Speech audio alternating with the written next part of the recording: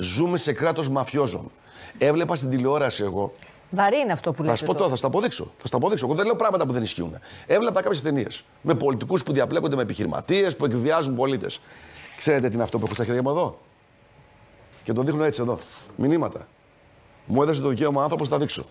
Μηνύματα του πραγματογνώμονα που επιχειρεί δικηγόρος να τον ουθετήσει να μην μιλάει για το φορτίο.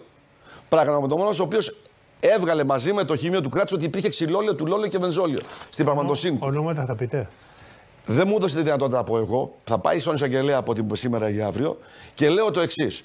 Δηλαδή αυτός μιλούσε για ξυλόλαιο και τουλόλαιο. Η έκθεσή του. Και αυτό, παίρνει δικηγόρος που εμπλέκεται στην υπόθεση. Αντίπαλος. Από ποια μεριά εμπλέκεται? Από την πλευρά την άλλη, όχι των θυμάτων και των χαμένων ανθρώπων. Και του λέει μην μιλάς για ξυλόλαιο. Και του λέει μην μιλάς για το φορτίο, σταμάτα να μιλάς. Πότε έγινε αυτό? Ο κύριος Μιχόπουλος είναι αυτός. Πριν λίγο καιρό.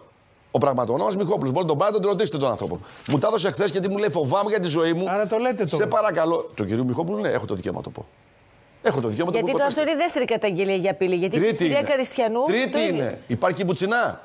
Και η κυρία Βουτσινά κατήγγειλε. Ότι δεν είσαι μόνη. Ναι. Την Καριστιανού. Έτσι. Η κυρία Βουτσινά, η κυρία Καριστιανού. Και ο κύριος Μιχόπουλος. Αυτό δεν είναι μαφιόζικο κράτος? Δεν μπορείτε να πείτε το όνομα του δικηγόρου που τα στείλει? Ναι, ούτε το τηλέφωνό του γιατί είναι προσωπικά δεδομένα. Αλλά ο κύριος Μιχόπουλος μου λέει: πες το, γιατί φοβάμαι πλέον για τη ζωή μου. Φοβάται για τη ζωή του. Τα ακούμε αυτό? Στον εισαγγελέα πήγε? Σήμερα θα πάει το πρωί. Γιατί του λέω: πήγαινε για να καλυφθείς καλύτερα. Δεν είναι τώρα, κινδυνεύει η ζωή σου. Πριν ένα μήνα όμως έγινε αυτό. Κοιτάξτε, μερικές φορές λέμε και το εξής. Αν δεν γινόταν τη κυρία Καριστιανού, δεν θα το έλεγε άνθρωπος. Λέει: μπορεί να ήταν σύμπτωση. Κάποιος μου μια κουβέντα παραπάνω. Ναι, αλλά βλέπει τη Βουτσινά, βλέπει την Καριστιανού. Δηλαδή τώρα μιλάμε για μαφιόζους οι οποίοι κυβερνάνε τη χώρα.